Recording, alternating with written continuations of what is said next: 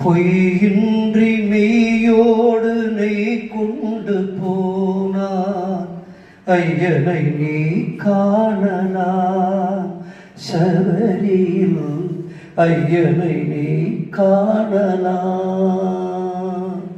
சபரிமலையிலே குடிகொண்டு நமையெல்லாம் ஆளும் ஐயனையப்பன் எங்கே சென்னை கருகிலே ரத்னமங்கலம் கிராமத்திலே லக்ஷ்மி குபேர ஆலயத்திலே அழகாக அருள் புரிந்து நமையெல்லாம் காத்திடவே நமக்கு சகல சௌபாகியங்களும் வழங்கிடவே ரத்னமங்கலத்திலே கோவில் கொண்டான் ஐயப்பா.